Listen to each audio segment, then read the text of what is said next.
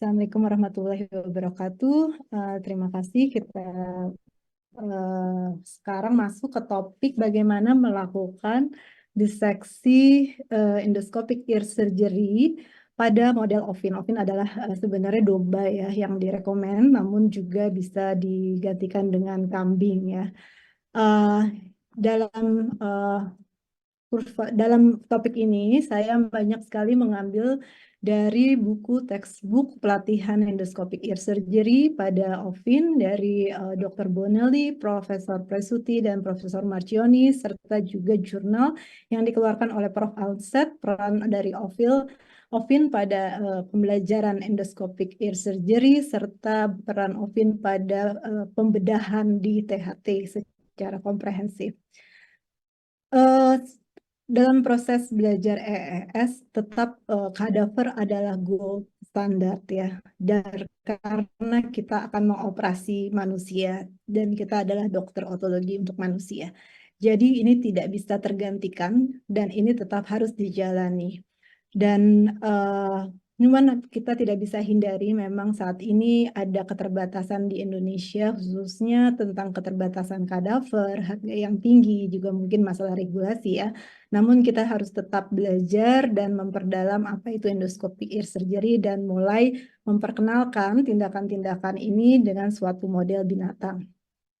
Dan ovin menjadi suatu binatang yang direkomendasikan karena dianggap suitable, tidak mahal, dan dia ada kemiripan ya secara gross anatomi dengan manusia, dan pasti juga aman, dan beberapa step operasi seperti pada operasi stapes atau latihan memasukkan implantasi koklea itu sudah ada suatu validasi dari pelatihan ini dengan menggunakan ovin.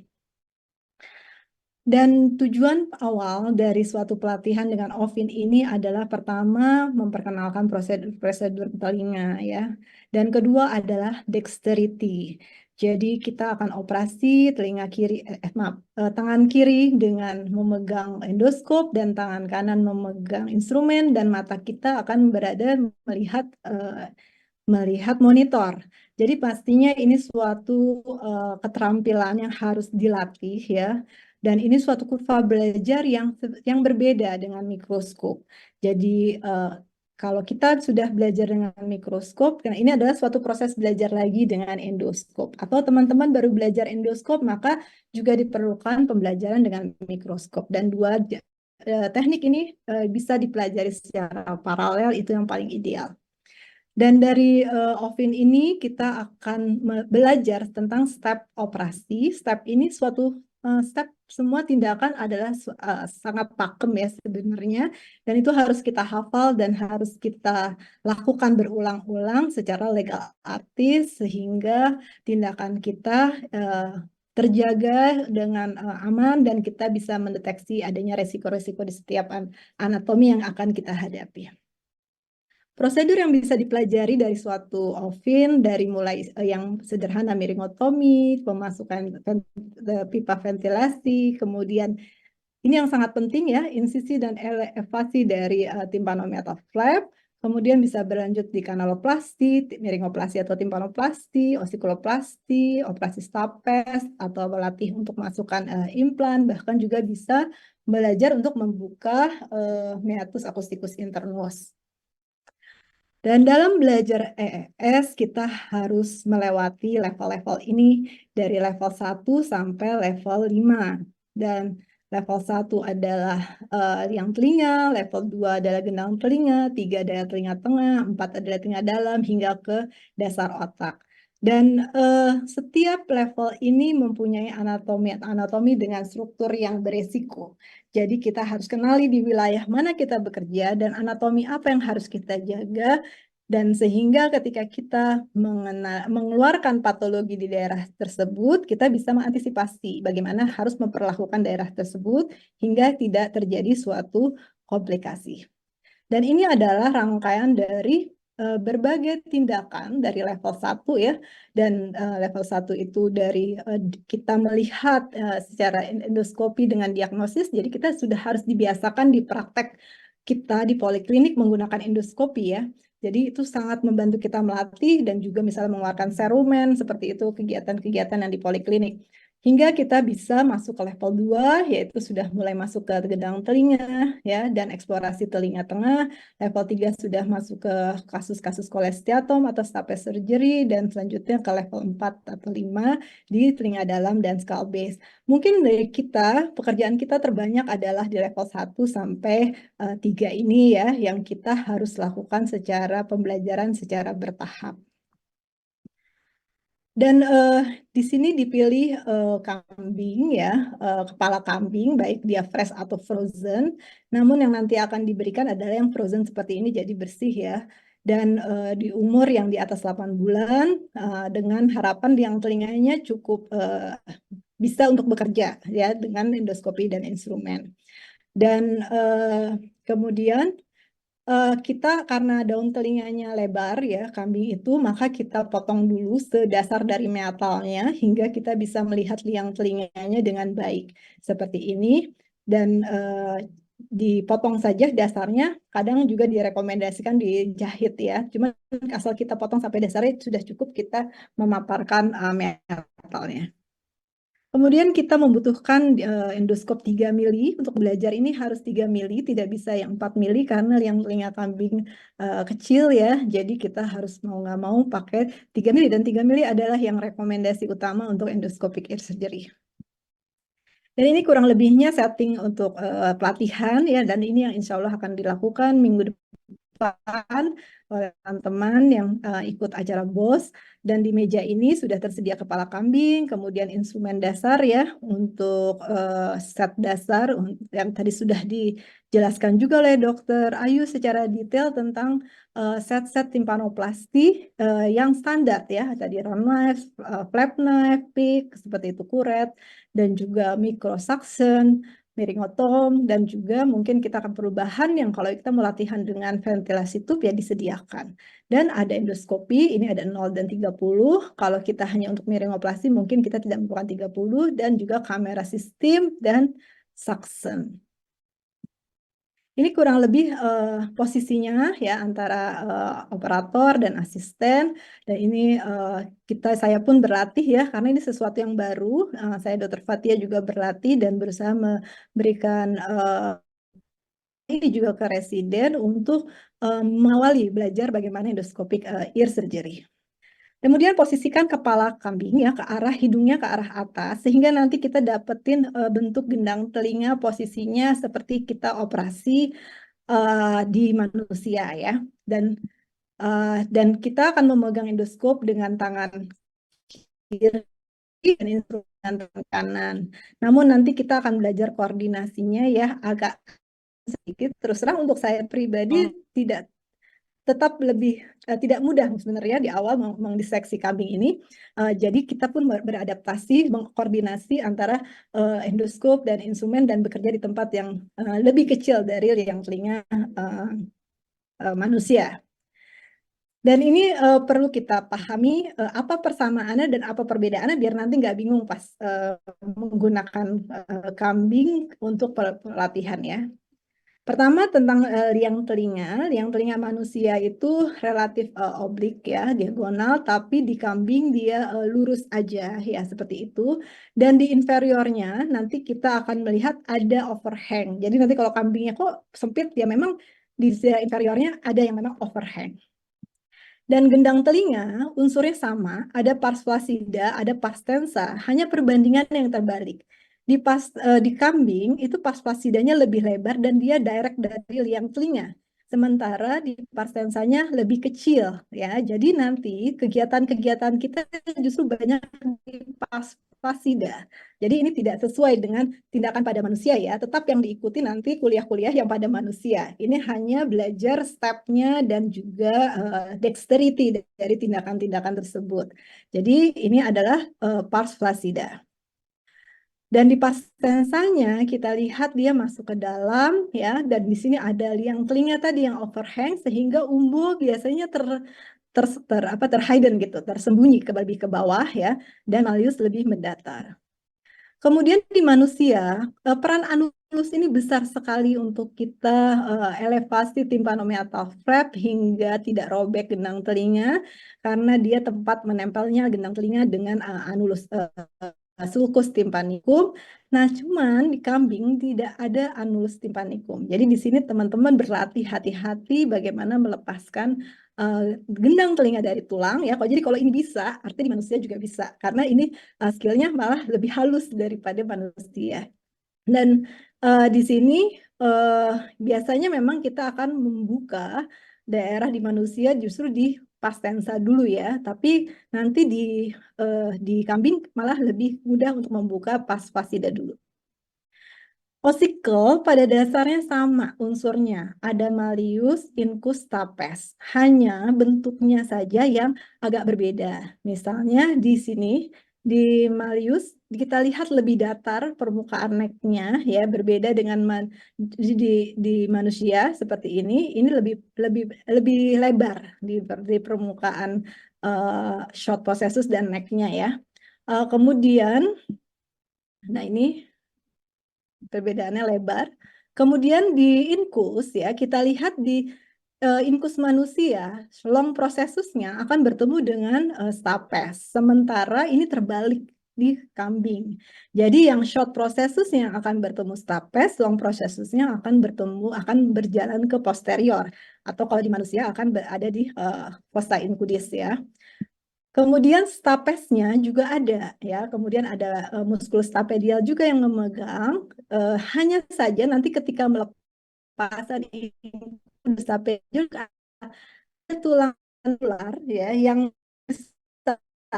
Biasanya manusia juga lentikular ini hanya kecil sekali. Nah di kambing itu kelihatan ada tulang tambahan ya yang diidentifikasi sebagai lentikular processus. Kemudian di mesotimpanumnya, kokleanya permukaan promontorium ini mirip ya. Jadi ini pada manusia dengan osicle dan kita lihat ketika osicle dibuang, oval window ada, round window ada, ini juga ada di ovin, ada round window, kemudian juga Jacobson nerve berjalan di permukaan promontorium juga ada di kambing. Dan stapesnya pun juga mirip posisinya ya, dia menempel di foramen ovale dengan atasnya ada nervus 7 segmen timpani, juga ada nervus 7 segmen timpani, hanya tidak ada prosesus cochleariformis sehingga tulang ke arah anterior seperti ini ya. Jadi ototnya tendon tensor timpani itu tidak ada, jadi malleus langsung menempel ke musculus tensor timpani. Ini retrotimpanum ya pada manusia sangat detail sekali seperti tadi penjelasan anatominya. Ada ponticulus, subiculum, timpani ya, sinus subtimpani seperti ini yang meninggalkan penyakit-penyakit yang penting sekali krusial di manusia. Hanya di ovin dia tidak ada sekat-sekat ini. Jadi semata saja ya daerah retrotimpanumnya. Korda timpani pun ada ya secara di manusia melintang dari liang telinga posterior menuju kemudian dia berjalan di antara malleus dengan incus dan pada ovin karena dia yang menempel ke stapesnya prosesus shortnya maka korda itu hanya berjalan di bawahnya ya di bawah dari malleus dan posisinya lebih ke bawah ya lebih ke bawah sehingga di round window terhalang, terlihat. Sementara di manusia round window langsung kelihatan ya, tidak dihalangi oleh korda timpani. Dan ini ada bagian tulang yang tadi dibilang di awal ada overhang di inferior adalah daerah yang ini, yang biasanya keluar korda timpani pada kambing. Round window sendiri bentuknya mirip ya antara manusia dengan ovin. Dan hanya tadi perlu kalau kita mau melihat expose lebih baik, maka kita nanti bisa latihan membuang tulang ini, yaitu melatih kanaloplasti. Jadi menggunakan bagaimana menggunakan kuret ya untuk berlatih menghilangkan tulang pada tindakan atikotomi. Epitimpanum merupakan hal yang sangat penting ya dan endoskopi bisa memperlihatkan lebih detail tentang ligamen-ligamen dan fold-fold dan ini sangat perannya penting sekali dalam fisiologi telinga tengah. Namun di kambing tidak ada fold-fold ligamen ini. Jadi kalau dibuka pars flacidanya langsung ruang aja dengan osicle ya yang menempel dengan tegmen dan ada additional bone di sini yang lebih tebal di daerah tegmennya ya. Jadi lebih simple dibalik dari pars flacida yang lebar tadi. Nervus 7 juga sangat-sangat mirip sekali. Dia berjalan di bawah dari proses longus ya. Dan ini di ovin jalannya juga sama di bawah dari proses shortnya dan di superior dari foramen ovale atau stapes. Dan dia juga berbelok jalannya kalau ini sudah diangkat osikelnya sehingga kita melihat oval window ya, suprasulcus stapes sudah dibuang dan dia berjalan di antara oval window dan lateral semicircular canal. Nah, pada ovin tidak ada mastoid, jadi tidak ada ruang di balik sini ya. Tidak ada penjelasan tentang KSS ada atau tidak, saya belum menemukannya. Dan di sini nerve yang menariknya, nervus 7-nya kebuka, selalu dehiscent. Jadi teman-teman bisa merasakan sensasinya sangat mirip sekali menyentuh nervus 7 di manusia. Jadi seperti itulah kalau kita sampai menyenggol atau merasakan ya suatu nervus 7 yang dehiscent nanti pada kambing ini. Kemudian protein panumnya tuba tidak dimention dengan jelas ya di buku, hanya disebutkan tidak ada prosesus cochleariformis yang biasanya keluar tensor timpani yang memegang malleus, namun di sini musculus tensor timpani dia langsung memegang malleus ya. Jadi ini malleusnya sangat kuat sekali kepegangnya bukan dengan tendon tapi dengan ototnya langsung seperti itu. Dan yang menarik sekali ya tentang hipotimpanumnya. Hipotimpanumnya ini gede banget. Dan justru ini yang saya menganggapnya seperti mastoidnya. Jadi ruangnya itu di manusia sangat minimal ya. Tidak ada ruang lah bisa dikatakan atau datar atau ruang yang minimal sekali. Sementara di kambing ini ada hipotimpanum yang luasnya seperti mastoid dan satu ruang saja ya. Jadi nanti jangan kaget, oh ada ruang di bawahnya gitu. Nah itulah ruang hipotimpanum pada kambing. Dan secara penampakan ini kalau kita lihat ya tadi kan hipotimpanum hanya kumpulan sel-sel atau juga bulb, tapi di sini ada ruang yang masuk ke dalam di bawah dari promontorium ya. Ini ruang ini. Jadi kalau teman-teman nanti masang pipa ventilasi, kendalikan alat tersebut ya, jangan sampai kecemplung sini. Biasanya hilang sih kalau udah kecemplung nggak bisa dikeluarin karena itu kunci. Kalau dilanjutkan lebih lanjut ke rumah siput juga kita cochlea bisa melihat rangkaian yang mirip ya, ada apex, ada second turn, basal turn ya seperti itu. Dan di sini juga saya rasa ini bahan yang baik ya untuk kita latihan untuk seksi telinga dalam untuk kita sensasinya bagaimana dan korelasi anatominya hampir mirip. Dan bahkan nervusnya pun berbeloknya, nervus 7 berbeloknya juga mirip ke segmen dari segmen timpanik dari segmen timpanik ke ini ini untuk vestibular ya, vestibular mirip. Ini vestibular manusia, ini vestibular kokleanya, ini kokleanya. Dan ini masih dibilang ada vestibularnya ya. Ini nervus 7 dan ini posisinya mirip dengan manusia. Ini cochlear nerve, vestibular nerve. Ini di MI. Dan untuk nervus 7-nya pun mirip berbelok dari segmen timpani ke ganglion geniculatum, kemudian turun ke bawah menjadi segmen labirin dulu hingga masuk ke MI. Nah, prosedur-prosedur nanti yang akan diperkenalkan adalah mengambil graf, kemudian melakukan miringotomi, memasang ventilasi, melakukan miringoplasti inlay butterfly, kemudian insisi dan elevasi tympanomeatal flap, kanaloplasti, miringoplasti underlay, dan osticuloplasti bisa dilakukan bila nanti disediakan peralatannya.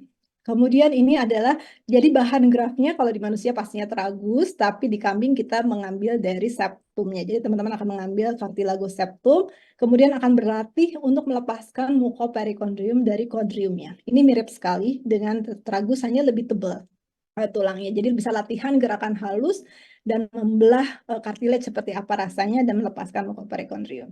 Kemudian teman-teman bisa berlatih juga membuat butterfly graph seperti ini. Ini juga cartilage septum ya. Jadi bagaimana memegangnya, kemudian membelahnya dua hingga menjadi seperti button untuk persiapan miringoplastik butterfly. Miringotomi dilakukan di pars flaccida ya dengan alatnya yang juga sama dengan alat untuk miringotomi pada manusia. Hanya ini lebih lihat ya nanti. Mungkin kalau pakai miringotom kadang-kadang lebih lihat bisa dibantu juga pakai sickle knife seperti itu. Dan hingga menjadi lubang. Jadi yang kita lubangkan pars flaccida ya pada kambing ini. Kemudian kita berlatih memasang sepat tube ya. Dan prinsipnya nanti dijelaskan oleh pembicara selanjutnya bagaimana cara teknik yang terbaik untuk memasukkan ini sehingga bisa masuk dengan baik dan tepat dan stabil. Demikian juga pelatihan ini juga bisa untuk menggunakan cicup ya, bagaimana kita memegangnya, kemudian memasukkannya, kemudian membuatnya stabil dan memposisikannya dengan stabil di dalam. Dan ini adalah miringoplasti inlay butterfly ya, memasukkan graf yang sudah dibuat tadi di awal ke perforasi yang sudah kita buat dari miringotomi ya. Kemudian kita paskan perforasinya dan kemudian kita latihan untuk membentuk grafnya pas dengan perforasinya hingga bisa memasukkannya menjadi miringoplasti inlay butterfly. Nah, ini adalah step yang sangat-sangat harus bisa dikerjakan nanti di kambing ya, karena ini adalah yang intinya belajar EES adalah ini. Kita bersihkan dulu, memotong rambut biar merasakan rasanya menggunakan gunting dengan endoskopi. Kemudian kita identifikasi membran timpani, kita lakukan insisi di superior hingga terbelah ya di inferior dengan flap knife ini ya. Dan kemudian disambungkan dengan round knife hingga menjadi suatu insisi yang berbentuk U seperti ini sehingga terbuka minimal 180 derajat. Kemudian kita belajar melepaskannya dari dasar tulang secara perlahan dan tidak boleh hancur. Karena tympanomeatal valve itu tidak boleh hancur sebenarnya, apalagi di manusia. Dan kemudian kita identifikasi batas antara gendang telinga dengan sulcusnya yang ini tidak ada anulus ya. Jadi teman-teman hati-hati di daerah ini bisa mengeluarkan knife pick dan kemudian ke arah anterior biasanya kita lepaskan dulu ke pars flaccida. Kalau manusia tadi adalah tekniknya di pars tensa dulu ya, tidak ke pars flaccida dulu. Tapi di sini memang lebih mungkin lebih mudah ya mencari dulu dari lepasan di pars flaccida tapi baru ke pars tensa. Dan di sini juga berlatih menggunakan aligator melepaskan daerah flaccida yang ini juga mirip dilakukan pada manusia ya, dia itu melepaskan daerah pars flaccida di sekitar malleus. Kemudian dibantu dengan suatu Thomasen atau pick yang curve ya, dilepaskan secara genang telinga dari sulcusnya dan hingga tereksposlah daerah epitimpanum dan kafum timpani seperti ini. Kemudian teman-teman bisa belajar bagaimana menggunakan kuret. Penggunaan kuret ini penting sekali untuk teknik atikotomi ya, bagaimana mengendalikan kuret dengan endoskopi dan tidak menyentuh yang lainnya. Sementara kita bekerja, kuret itu atikotomi itu dekat sekali dengan osikel ya. Jadi osikel tidak boleh rusak, tapi kita harus membuang tulang yang overhang dan expose menjadi baik. Dan di sini suatu latihan yang sangat baik untuk koordinasi tersebut. Nah, ini contohnya bagaimana mengscoop tulang ya hingga kelihatan dasarnya dari korda timpani.